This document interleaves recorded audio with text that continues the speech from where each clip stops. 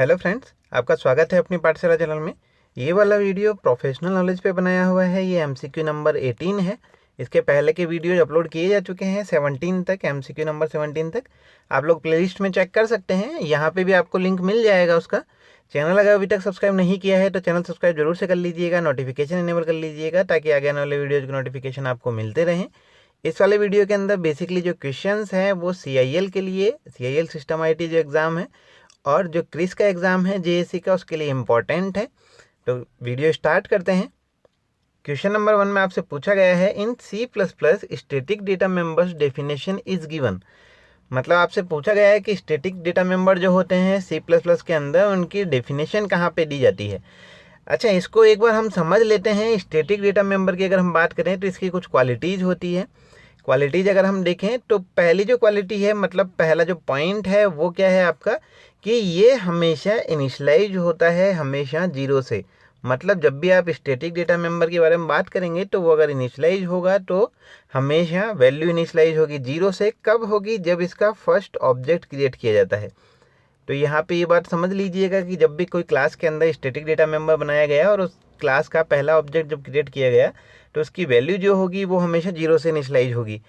Second चीज़ जो है, इसका सेकंड पॉइंट जो है, सेकंड पॉइंट ये कि जितनी बार भी आप स्टैटिक मेंबर को यूज में लेंगे, स्टैटिक डेटा मेंबर जो आपने बनाया है इसको क्लास के अंदर जितनी बार भी आप लोग यूज में लेंगे तो एक सिंगल वैल्यू ही पूरे प्रोग्राम में शेयर की जाती है। पूरे प्रोग्राम में एक सिंगल वैल्यू जो होगी वो पूरे प्रोग्राम के अंदर शेयर की जाएगी। मतलब कि अगर मान लीजिए आप लोगों ने इसको 10 बार इंक्रीमेंट भी अगर कर दिया है तो जो सबसे लेटेस्ट वाली वैल्यू होगी, जैसे मान के चलें कि 0 से वैल्यू इनिशियलाइज हुई थी, आपने इसको इंक्रीमेंट किया, पहले इंक्रीमेंट पे 1 हुआ, वैसे इंक्रीमेंट होता होता टोटल जो इंक्रीमेंट हुए लास्ट में वैल्यू आपकी हो चुकी है 9। तो अब जो आउटपुट पे अगर आप वैल्यू लेंगे तो यही वाली वैल्यू शेयर होगी सारे ऑब्जेक्ट्स के लिए। नेक्स्ट जो इसका इंपॉर्टेंट पॉइंट है वो ये कि ये विजिबल होता है क्लास के लिए, लेकिन अगर हम इसके लाइफ टाइम की बात करें तो लाइफ टाइम जो होता है इसका, ये ऑल प्रोग्राम के लिए होता है, पूरे प्रोग्राम के लिए। तो ये चीज़ ध्यान रखिएगा कि ये विजिबल होता है ओनली क्लास के लिए, और लाइफ टाइम की अगर हम बात करें तो ये पूरे प्रोग्राम के लिए होता है। अच्छा, अब क्वेश्चन को देख लेते हैं। आपसे पूछा गया है कि स्टैटिक डेटा मेंबर की डेफिनेशन कहाँ पे होती है। जैसे कि एग्जांपल लें कि हमने एक क्लास बनाई, क्लास ABC के नाम से, और इस क्लास के अंदर एक स्टैटिक वेरिएबल हम लोगों ने क्रिएट कर दिया है, स्टैटिक इंटीजर टाइप का, और यहाँ पे हमने मान लीजिए वेरिएबल का नाम दे दिया काउंट। इस क्लास की डेफिनेशन को हमने क्लोज किया। यहाँ पे ये जो है ये वेरिएबल का, स्टैटिक वेरिएबल का डिक्लेरेशन है। जब डेफिनेशन देने की बात की जाएगी, जब क्लास एंड हो जाएगी, पूरी क्लास की डेफिनेशन जब खत्म हो चुकी है, यहाँ पे देखें हम तो डेफिनेशन खत्म हो चुकी है। जब ये पूरी डेफिनेशन खत्म हो चुकी होगी उसके बाद हमको लिखना होगा डेटा टाइप जो है वो है इंटीजर, उसके बाद क्लास का नेम, उसके बाद स्कोप रिजोल्यूशन ऑपरेटर यहाँ पे लगाना होता है, और उसके बाद जो वेरिएबल है आपका स्टैटिक वो लिखना होता है। तो ये है इसकी डेफिनेशन। मतलब जिसकी डेफिनेशन दी जाती है वो कहाँ दी जाती है? हमेशा क्लास जो है उसके बाद में, मतलब आउटसाइड द क्लास हो गई। तो आंसर इसका क्या निकल के आया आपका? B, outside the class. यहाँ तक समझ पा रहे होंगे। नेक्स्ट क्वेश्चन हम लोग देखते हैं। The translator which perform macro expansion is called. अच्छा देखो, मैक्रो एक्सपेंशन की अगर हम बात करें तो यहाँ पे ये जो क्वेश्चन है बेसिकली आपका ये प्रोग्रामिंग लैंग्वेज से रिलेटेड है। तो प्रोग्रामिंग लैंग्वेज के अंदर हम मैक्रो एक्सपेंशन की अगर हम बात करें तो इसको ऐसे समझिएगा कि CPP आप लोगों ने सुना होगा, इसको बोला जाता है C प्री प्रोसेसर। ये बेसिकली यूज में लिया जाता है C और C++ की प्रोग्रामिंग में। अच्छा, इसको यूज में लेने के पीछे रीजन क्या है? क्योंकि ये एबिलिटी आपको प्रोवाइड कराता है, इसके थ्रू आप लोग इंक्लूड कर पाते हैं अपने प्रोग्राम के अंदर किन किन चीज़ों को। एक तो आपकी है हेडर फाइल, हेडर फाइल को आप इसमें इंक्लूड कर पाते हैं, या फिर हम लोग बोल सकते हैं कि जैसे कंडीशनल कंपाइलेशन है, आप कंपाइलेशन जो कर रहे हैं वो चीज़, या फिर हम बोल सकते हैं कि मैक्रो एक्सपेंशंस जो है आपके, उनको हम लोग इसके थ्रू ऐड कर पाते हैं। तो मैक्रो एक्सपेंशन को ऐड करने के लिए हमने यूज में क्या लिया है? CPP, जो जनरली C और C++ के अंदर यूज में लिया जाता है, C प्री प्रोसेसर। अच्छा, यहाँ पे जो हमने यूज में लिया है यही कहलाता है आपका मैक्रो प्री प्रोसेसर। तो इस चीज़ को याद रखिएगा कि कोई ट्रांसलेटर, अच्छा ट्रांसलेटर भी ध्यान रखिएगा कि सोर्स लैंग्वेज को अगर डेस्टिनेशन में कोई सा भी प्रोग्राम अगर कन्वर्ट करता है तो ये ट्रांसलेटर कहलाता है। तो यहाँ पे जो ट्रांसलेटर यूज में लिया जा रहा है वो कौन सा है? आपका मैक्रो प्री प्रोसेसर। और इसका वर्क क्या है कि ये हेडर फाइल्स को, या फिर मैक्रो एक्सपेंशंस को, या फिर कंडीशनल कंपाइलेशन को, या फिर लाइन कंट्रोल को प्रोग्राम के अंदर इंक्लूड करने का काम करता है। हमेशा प्रोग्राम के अंदर जब भी किसी भी चीज़ को इंक्लूड करने की जरूरत पड़ेगी तो वहाँ पे प्री प्रोसेसर की रिक्वायरमेंट होगी। तो यहाँ पे मैक्रो एक्सपेंशन कौन सा ट्रांसलेटर कौन सा यूज में लिया जाता है, वो है आपका macro preprocessor. Next question आपसे पूछा गया है, in which data transmission mode the communication channel can be used in both direction. अच्छा, डेटा ट्रांसमिशन मोड आपसे बोले गए हैं, ये शायद पहले भी डिस्कस हम लोग कर चुके हैं। 3 मोड बेसिकली होते हैं, बेसिकली होते तो 2 ही हैं, एक होता है आपका सिंप्लेक्स, एक होता है डुप्लेक्स। डुप्लेक्स जो है इसके अंदर वापस से 2 होते हैं, एक होता है हाफ, एक होता है फुल। सिंप्लेक्स जो है ये सिर्फ वन डायरेक्शन में डेटा सेंड करेगा। जैसे माउस का एग्जांपल अगर हम लोग लें, कंप्यूटर के अंदर जो माउस होता है उसमें जो डेटा फ्लो है वो माउस से कंप्यूटर की तरफ ही होगा। या फिर हम एफएम रेडियोज का एग्जांपल लें, रेडियो ट्रांसमिशन है या टीवी ट्रांसमिशन है, तो वहाँ पे सिंप्लेक्स मोड हमेशा यूज में लिया जाता है। डुप्लेक्स जो होता है ये 2 टाइप का होता है, मतलब एक टाइम पे डेटा एक ही डायरेक्शन में अगर जा रहा है, ये वाला अगर हम देखें यहाँ सोर्स है यहाँ डेस्टिनेशन है, डेटा अगर एक बार में एक टाइम पे सोर्स से डेस्टिनेशन गया और डेस्टिनेशन से डेटा सोर्स पे आया, तो ये सोर्स का काम कर रहा है, अब ये डेस्टिनेशन का काम कर रहा है। तो अगर सेम टाइम पे डेटा सेंड ना हो के एक ही टाइम पे हो तो ये कहलाता है आपका हाफ डुप्लेक्स। और अगर डेटा ट्रांसमिशन जो है सोर्स डेस्टिनेशन दोनों साथ में अगर वर्क करें तो ये आपका कहलाता है फुल डुप्लेक्स। यहाँ पे आपसे बोला क्या गया है कि communication channel can be used in both direction. देखो यहाँ पे आपसे बोला गया है कि दोनों डायरेक्शन में यूज में ले सके, तो दोनों डायरेक्शन में यूज में लेने का मतलब क्या है कि कम्युनिकेशन जो है वो दोनों डायरेक्शन में हो रहा होगा। मतलब कौन सा वाला टाइप हुआ, ये फुल डुप्लेक्स वाला टाइप, तो ये होगा आपका full duplex mode. Next question आपसे पूछा गया है, the traditional storage of data that is organized by customer stored in a separate folder in filing cabinet is an example of what type of database system. अच्छा, इसको ऐसा समझिएगा, जैसे मान लीजिए एक फोल्डर था, उस फोल्डर के अंदर कुछ फाइल्स को स्टोर किया गया। तो अगर हम इसको देखें तो ये फोल्डर है, इसके अंदर मान लीजिए कुछ फाइल्स है, और यहाँ पे मान लीजिए एक और वापस से फोल्डर है, यहाँ कुछ फाइल्स है, इस फोल्डर के अंदर वापस से कुछ फाइल्स स्टोर कर दी गई। बेसिकली देखा जाए तो ये कौन सा फोल्डर हुआ, मेन फोल्डर, ये हुआ आपके सब फोल्डर या सब डायरेक्टरी हम इसको बोल सकते हैं। तो देखो यहाँ पे इसको अगर हम लिंक करते हैं डेटाबेस सिस्टम का कौन सा टाइप है ये, तो ये टाइप जो निकल के आता है आपका, ये किस तरह का निकल के आ रहा है, ट्री आर्किटेक्चर टाइप का। मतलब सबसे पहले रूट नोड हो गया, उसके बाद में उसके सब नोड हो गए, ये मान लीजिए सब रूट नोड बन गया। तो ये कौन सा वाला टाइप बन के आ रहा है आपका, ये बन के आया आपका हियरार्किकल डेटाबेस। तो यहाँ तक समझ पा रहे होंगे आप, इसका आंसर क्या होगा, हियरार्किकल डेटाबेस। नेक्स्ट क्वेश्चन देखते हैं। नेक्स्ट क्वेश्चन आपसे पूछा गया है, in relational database model after conceptually designing your database the information contained in a single class would be stored in।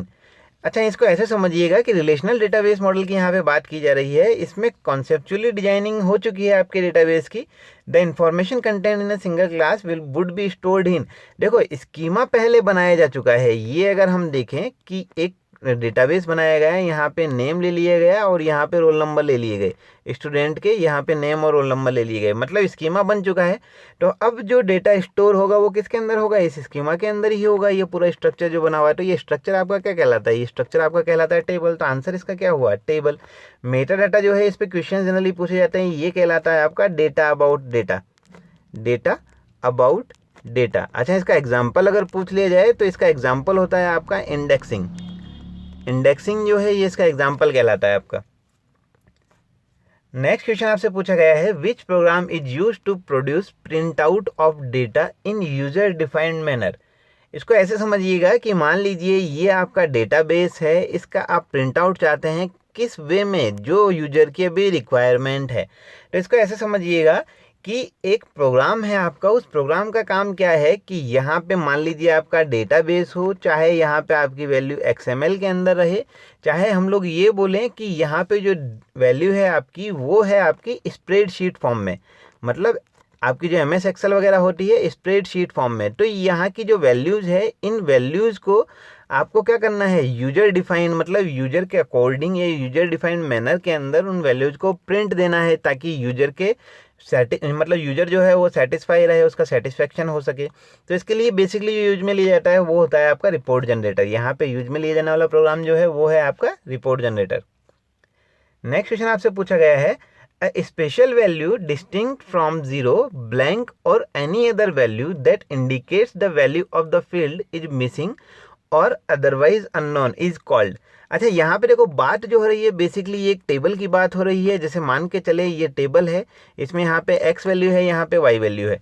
अच्छा देखो यहाँ पे बोला क्या गया है कि एक वैल्यू है जो 0 से डिस्टिंक्ट है, ब्लैक और एनी अदर वैल्यू, मतलब ब्लैंक भी नहीं है, एनी अदर वैल्यू जो है, यानी कि इसको ऐसे समझिए बेसिक वे में बिल्कुल, कि एक वैल्यू है जो बेसिकली आपकी ये बताती है कि फील्ड इज मिसिंग है या फिर अननोन है। मतलब अगर हम ये मान के चले कि यहाँ पे ये जो है ये पूरा का पूरा ब्लैंक है, या फिर यहाँ पे कोई वैल्यू नहीं है, या फिर यहाँ पे वैल्यू जो है वो 0 नहीं है, तो बेसिकली इसके लिए कौन सी वैल्यू यूज में ली जाती है, मतलब यहाँ का जो फील्ड है वो फील्ड मिसिंग है। तो यहाँ पे बेसिकली हम लोगों ने देखा होगा कि एक कीवर्ड हम लोग यूज में लेते हैं वो है नल वैल्यू। तो यहाँ की जो वैल्यू निकल के आएगी वो कौन सी होगी, आपकी नल वैल्यू। नल वैल्यू कौन सी होती है, जहाँ पे डेटाबेस की किसी भी टेबल के अंदर कोई वैल्यू नहीं होती है, कोई वैल्यू स्पेसिफाई हम लोगों ने नहीं की हुई है, या फिर कोई वैल्यू हम लोगों ने वहाँ पे इंसर्ट नहीं की है, तो वो वाली वैल्यू होती है आपकी नल वैल्यू। अच्छा, एक क्वेश्चन नल वैल्यू के रिगार्डिंग पूछ लिया जाता है कि कौन सी की है जिसके अंदर नल वैल्यू नहीं हो सकती, तो वो की आपकी हमेशा कौन सी होती है, प्राइमरी की। प्राइमरी की जो है ये कभी भी नल नहीं हो सकती। नेक्स्ट क्वेश्चन आपसे पूछा गया है, इजी क्वेश्चन है ये, exception handling is mainly targeted for. Exception handling की देखो अगर हम बात करें तो अगर ऑप्शंस यहाँ पे देखें कि compile time error, compile time error तो आपका कंपाइलर ही दिखा देगा। नेक्स्ट जो आपके लिखे हुए हैं वो है run time error. Run time error जो होते हैं यही आपके एक्सेप्शन हैंडलिंग के लिए बेसिकली यूज में लिए जाते हैं। जैसे मान लीजिए कि एक एक्सप्रेशन आपने लिया हुआ है a/b और इसको स्टोर कर रखा है c के अंदर। जैसे मान लीजिए कि इस वैल्यू के अंदर यूजर ने जो वैल्यू इंसर्ट की यहाँ पे वो वाली वैल्यूज कुछ ऐसी थी, जैसे मान लीजिए 10/0 हो गया, तो यहाँ पे अगर हम देखें, या फिर 0/10 हो गया, तो यहाँ पे देखें तो यहाँ पे कुछ एक्सेप्शंस हमको मिल रहे हैं, मतलब वो वाली वैल्यूज, ऐसी वैल्यूज यहाँ पे आ रही है जिनकी वैल्यू हम लोग निकाल नहीं सकते। तो ये चीज़ ध्यान रखिएगा कि जो आपकी एक्सेप्शन हैंडलिंग है वो बेसिकली कहाँ पे यूज में ली जाती है, आपकी रन टाइम एरर्स को यूजर को बताने के लिए। तो यहाँ पे एक्सेप्शन हैंडलिंग जनरली यूज में ली जाती है। नेक्स्ट क्वेश्चन है आपका, if there is only one routing sequence for each source destination pair the scheme is known as. इसको समझ लेते हैं, ये आपका सोर्स है, ये आपका डेस्टिनेशन है, ये भी राउटर है, ये भी राउटर है। अच्छा, आपसे बोला क्या गया है कि if there is only one routing sequence for each source and destination pair the scheme is known as, मतलब यहाँ से लेके यहाँ तक डेटा पैकेट के डिलीवरी की बात हो रही है। तो यहाँ पे आपसे बोला गया है कि ये स्कीम कौन सी होगी। तो इसको देखो अच्छे से अगर हम समझें तो यहाँ पे आपसे सीक्वेंस के बारे में बात की जा रही है, one routing sequence for each destination pair, source destination pair. मतलब यहाँ से राउटिंग का सीक्वेंस अगर फिक्स है तो इस चीज़ को ऐसे समझिएगा कि अगर फिक्स है तो डायनेमिक तो 100% नहीं होगा। डिस्टेंस वेक्टर राउटिंग डायनेमिक की कैटेगरी में चला जाता है तो ये भी नहीं होगा। स्टैटिक राउटिंग हो सकता है, फिक्स्ड अल्टरनेटिव राउटिंग हो सकता है।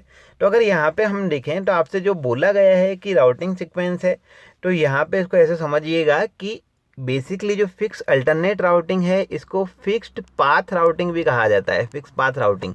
अच्छा देखो यहाँ पे होता क्या है कि कॉम्बिनेशन जो है वो सिंगल नहीं होता, कॉम्बिनेशन जो है वो काफ़ी सारे हो सकते हैं। यहाँ पे कुछ राउटर्स हो सकते हैं, मतलब जो आपका पाथ है वो ये वाला पाथ भी हो सकता है कि यहाँ पे एक सिंगल राउटर से पाथ लिया गया हो। पाथ काफ़ी सारे पॉसिबल हो सकते हैं, लेकिन उनमें से चूज कोई एक पाथ किया जाता है। अच्छा, ये जो ट्रांसमिशन है ये दोनों टाइप का हो सकता है, ये सीरियल भी हो सकता है और ये पैरेलल भी हो सकता है। तो ये चीज़ ध्यान रखिएगा। यहाँ पे आंसर आपका क्या निकल के आता है, फिक्स्ड अल्टरनेट राउटिंग। अच्छा, स्टैटिक क्यों नहीं है, क्योंकि स्टैटिक जो होता है वो फिक्स है। जैसे मान लीजिए सोर्स है, ये डेस्टिनेशन है, यहाँ के अगर पाथ बन गया तो एक ही पाथ बनेगा। एक क्वेश्चन इसके अंदर और पूछ लिया जाता है कि अगर मान लीजिए कि मल्टीपल फेलियर्स यहाँ पे अगर हो जाते हैं तो प्रॉब्लम कौन सी फेस होगी। तो अगर मल्टीपल फेलियर अगर फिक्स अल्टरनेट राउटिंग के अंदर हो जाते हैं तो यहाँ पे जो प्रॉब्लम होगी वो होगा आपका कनेक्शन जो होगा ये हो जाएगा ब्लॉक। मतलब जो डेटा पैकेट सब आगे फॉरवर्ड होने हैं वो कोई से भी डेटा पैकेट आगे फॉरवर्ड नहीं होंगे। नेक्स्ट क्वेश्चन आपसे पूछा गया है, which method of database recovery involves undoing unwanted changes to the database such as undoing a partially completed transaction by a power failure. इसका बेसिकली आंसर सब लोगों को शायद पता होगा कि जब भी अनडूइंग की बात की जाए या फिर रिकवरी की बात की जाए तो एक ही कमांड वहाँ पे जनरली यूज में ली जाती है, वो है आपकी रोल बैक। तो ये ध्यान रखिएगा कि हमेशा ट्रांजैक्शन को वापस से रिकवर करने के लिए अगर ट्रांजैक्शन कंप्लीट नहीं हो पाया है तो उसके लिए जो कमांड यूज में ली जाती है वो कमांड है आपकी रोल बैक। तो इसका आंसर क्या हुआ, रोल बैक। एक क्वेश्चन है आप लोगों के लिए कि ये जो कंपनी है, which American company is called big blue. ये 4 ऑप्शन है आपके पास में, आपसे पूछा गया है कि कौन सी कंपनी है जो बिग ब्लू के नाम से जानी जा सकती है। अच्छा, ये जो क्वेश्चन है ये जनरल नॉलेज वाले पार्ट में भी पूछा जा सकता है, कंप्यूटर से रिलेटेड है। तो इस क्वेश्चन का आंसर आपको देना है कमेंट बॉक्स में। वीडियो आपको कैसा लगा ये हमें ज़रूर बताइएगा। चैनल अगर अभी तक सब्सक्राइब आप लोगों ने नहीं किया है तो चैनल ज़रूर से सब्सक्राइब कर लीजिएगा, नोटिफिकेशन इनेबल कर लीजिएगा, ताकि आगे आने वाले वीडियोज़ के नोटिफिकेशन आपको मिलते रहें। हम ऐसे वीडियोज़ पर्टिकुलरली आप लोगों के लिए अपलोड करते रहेंगे। Thank you.